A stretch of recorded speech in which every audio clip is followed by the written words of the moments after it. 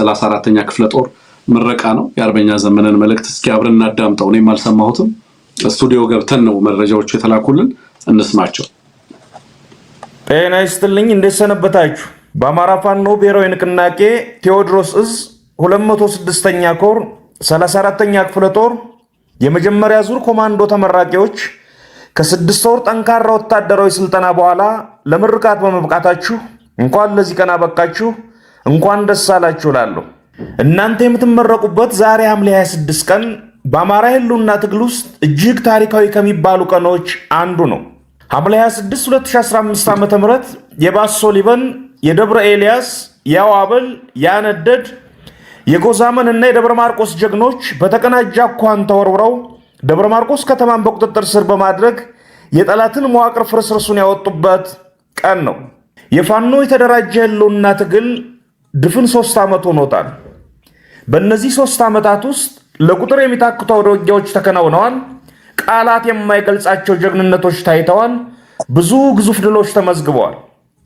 ፋኖ በመላው አማራ ከሌሎች የጠላት ታጣቂዎች ውጪ የጠላትን 10 ሙሉ እዝ መክቶ ለወረራ በመጣበት ጉልበቱ እያንበረከከው ይገኛል።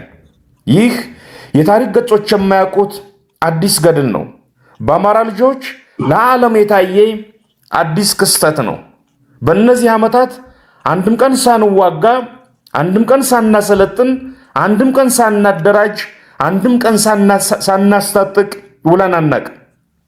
ይህ እስከ ድላችን የሚቀጥል የቀን ተቀን ስራችን ይሆናል። ጓዶች ሆይ በአማራ ህዝብ ማህበረሰባዊ ታሪክ፣ በኢትዮጵያ ዘመናዊ የፖለቲካ ታሪክ፣ በአፍሪካ ቀንድ ቀጠናዊ ታሪክ ታይቶ የማይታወቅ እጅግ ወሳኝ የታሪክ ምዕራፍ ላይ እንገኛለን። በዚህ ምዕራፍ መቀመጥ አይቻልም። በዚህ ምዕራፍ አይንን ለአንድ ደቂቃ እንኳን መክደን አይቻልም። በዚህ ምዕራፍ መሳሳት አይቻልም።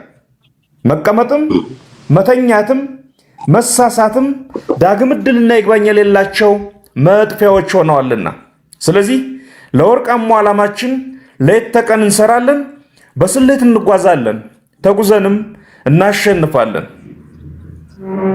ቢስማርክ እንዳለው እውነት በያዝነው መሳሪያ ተኩስ ርቀት ውስጥ ትኖራለችና በፍጥነት ማሸነፍ ስላለብን እንበርታ፣ በድል እንገናኝ።